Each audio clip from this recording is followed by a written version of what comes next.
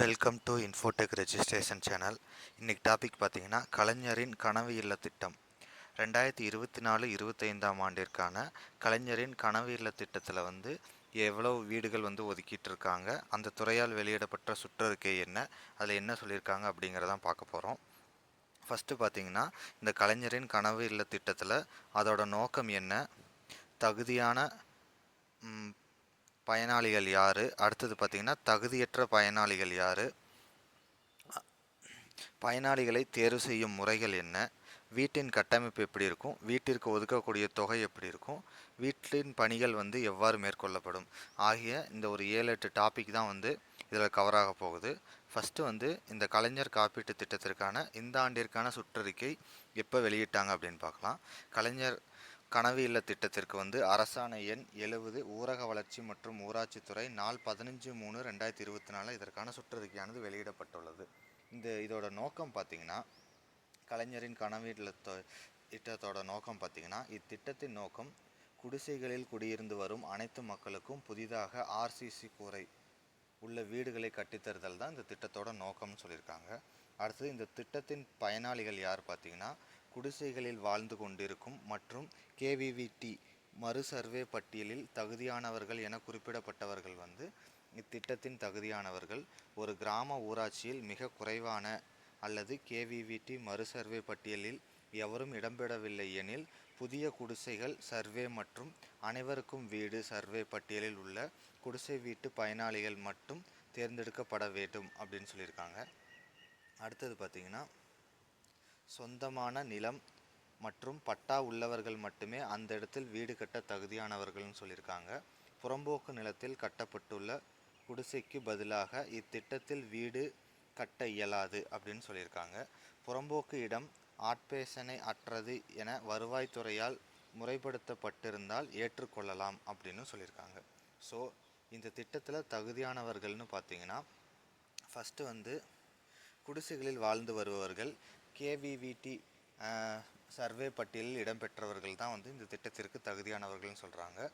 இந்த கிராம ஊராட்சியில் குடிசையில் வாழ்பவர்களில் கேவிவிடி பட்டியலில் எவரும் இல்லை அப்படின்னா புதிய சர்வே எடுத்து அதில் கேவிவிடி பட்டியல்லையும் அனைவருக்கும் வீடு பட்டியலில் இடம்பெற்றுள்ள பயனாளிகள் இதற்கு தகுதியானவர்கள்னு சொல்கிறாங்க.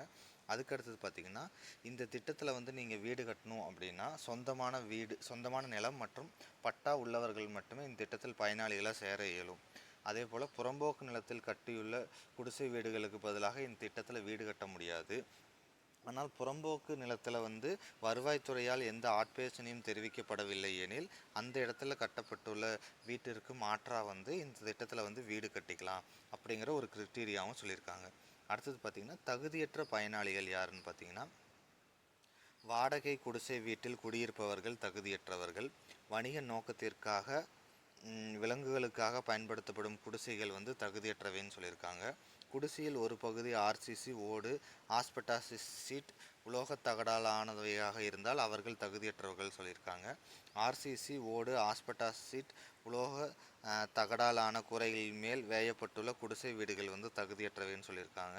சொந்தமாக பக்கா வீடு உள்ளவர்களும் தகுதியற்றவர்கள். ஸோ இவங்கெல்லாம் தகுதியற்றவர்கள்னு சொல்லியிருக்காங்க. குடிசை வீடை தவிர்த்து மற்ற வகையான வீடுகள் இருந்தாவோ அல்லது வணிக நோக்கங்களுக்காகவோ அல்லது விலங்குகள் பயன்பாட்டிற்காக குடிசை வீடு இருந்தாவோ ஆர்சிசி ஓடு ஆஸ்பெட்டாஸ் சீட் உலோக தகடாலான வீடுகள் இருந்தாவோ அந்த வீடுகளுக்கு ஒட்டி குடிசைகள் இருந்தாவோ சொந்தமான நல்ல தரத்தில் இருக்கக்கூடிய வீடுகள் இருந்தாவோ அவங்கெல்லாம் இதில் தகுதியற்றவர்கள்னு சொல்கிறாங்க. மேலும் அரசு பணியாளர்கள், பகுதி நேர தொகுப்பூதிய தினக்கூலி பணியாளர்களை தவிர உள்ளாட்சி பணியாளர்கள், பொது நிறுவன பணியாளர்கள், அரசாங்க உதவி பெறும் நிறுவனங்களில் பணிபுரியும் பணியாளர்கள், வாரியத்தில் பணிபுரியும் பணியாளர்கள் மற்றும் அவரது குடும்பத்தினர் குடிசை வீடுகளில் குடியிருந்தாலும் தகுதியற்றவர்கள்னு சொல்லியிருக்காங்க. ஸோ கவர்மெண்ட் எம்ப்ளாயிங்க யாராக இருந்தாலும் அவங்க இந்த திட்டத்தில் தகுதியற்றவர்கள்னு சொல்லியிருக்காங்க. அடுத்தது பயனாளிகளை தேர்வு செய்யும் முறை. பயனாளிகளை பொறுத்த வரைக்கும் குடிசைகள் விவரம் சர்வே செய்த பட்டியல் tnrd.tn.government.in tndrtpr.org என்ற இணையதள முகவரியில் பார்த்து கொள்ளலாம். ஸோ குடிசைகள் விவரங்கள் வழியாக சர்வே நம்பர் இந்த பட்டியலில் இருக்கும். அனைத்து வட்டார வளர்ச்சி அலுவலர்கள் அந்தந்த கிராம ஊராட்சியில் பயனாளிகளின் தற்போதைய தகுதியினை அறிந்து உறுதி செய்திட கீழ்கண்ட நபர்களை உறுப்பினராக கொண்ட ஒரு குழுவினை அமைக்க வேண்டும் சொல்லியிருக்காங்க. ஸோ பயனாளிகளை தேர்வு செய்யும் குழு பார்த்திங்கன்னா வட்டார வளர்ச்சி அலுவலர் எவ்வாறு நியமிக்கப்படுகிறதுனா, ஊராட்சி மன்ற தலைவர், உதவி பொறியாளர் அல்லது ஒன்றிய பொறியாளர், மண்டல துணை வட்டார வளர்ச்சி அலுவலர், ஒன்றிய மேற்பார்வையாளர், கிராம ஊராட்சி வார்டு மெம்பர். ஸோ இந்த 5 மெம்பர்களை குழுவாக கொண்டு தான் பயனாளர்களை தேர்வு செய்யும் முறை வந்து வட்டார வளர்ச்சி அலுவலர் நியமனம் செய்யப்படுகிறது. ஓகேங்களா, ஒவ்வொரு கிராம ஊராட்சி வாரியாக பயனாளிகள். அடுத்தது பார்த்திங்கன்னா, குடிசை வீடுகளின் பட்டியல் அந்தந்த ஊராட்சியின் கிராம சபை கூட்டத்தில் வைத்து ஒப்புதல் பெற வேண்டும்.